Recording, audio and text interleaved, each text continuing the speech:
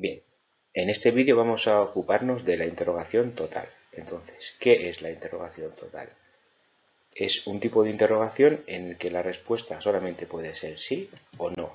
Por ejemplo, en español, si yo digo, ¿tú vives en Madrid? ¿De acuerdo? En francés, ¿tu habites à Paris? La respuesta a esta pregunta solamente puede ser sí o no.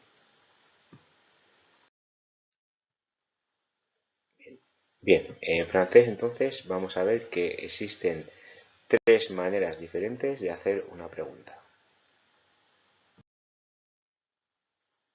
Bien, la primera que vamos a ver, ¿de acuerdo? Y la más común y más utilizada es la que utiliza, digamos, el esquema normal que tenemos en una frase afirmativa, es decir, el esquema de sujeto, verbo y complemento.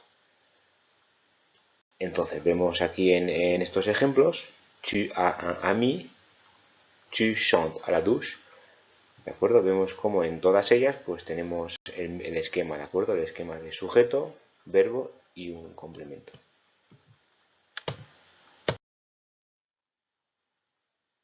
Bien, la segunda forma es la forma de la inversión. Entonces, ¿por qué se llama forma de la inversión? Porque en este caso lo que hacemos es que invertimos la posición del verbo y el sujeto. Primero el verbo, después el sujeto y después el complemento. Tenemos aquí en la frase anterior, ¿de acuerdo? As-tu un ami? Sont-tu à la douche? Vemos que hemos invertido el verbo y el sujeto. Y aquí en este caso una cosa a tener en cuenta muy importante, que es que cuando tengamos esta forma y tengamos un pronombre personal sujeto, es obligatorio poner un guión entre el verbo y el sujeto. Bien, y por último, una tercera forma, ¿de acuerdo? Es la que se conoce como forma más culta, en francés langue soutenue.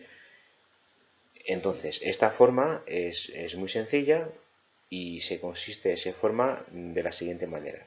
Primero pondremos la locución est-ce que al principio de la frase y después el orden normal de una frase de sujeto, verbo, complemento. Entonces vemos aquí la misma frase del ejemplo anterior. Est-ce que tu as un ami? Est-ce que tu chantes à la douche?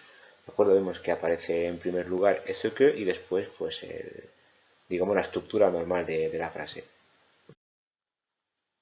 Bien, y ahora después de ver las tres maneras de hacer una pregunta, vamos a detenernos en tres cosas importantes a tener en cuenta.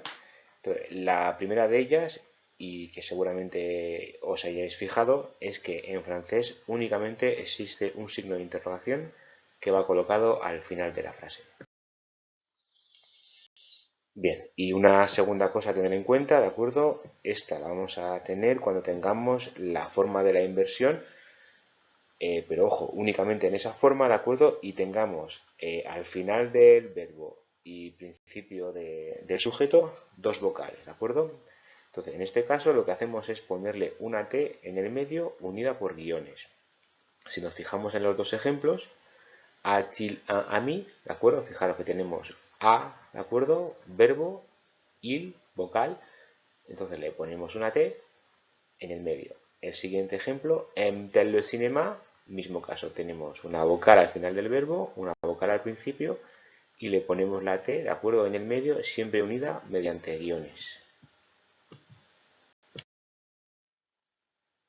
Bien, y por último, la última cosa a tener en cuenta es que cuando tengamos la forma culta, ¿de acuerdo? La que utiliza la locución esto que, ¿de acuerdo? Esto que va a ocurrir cuando tengamos esto que seguida de una vocal, ¿de acuerdo? Cae la E, ¿de acuerdo? Y le ponemos un apóstrofe, ¿de acuerdo? Entonces vemos en este ejemplo, est-ce qu'il a un ami, ¿de acuerdo? Vemos que ha caído la E y al igual que en el ejemplo de abajo, est-ce qu'il aime le cinéma, ¿de acuerdo? En el mismo caso ha caído la E. Bueno, y con esto pues damos concluido la interrogación total.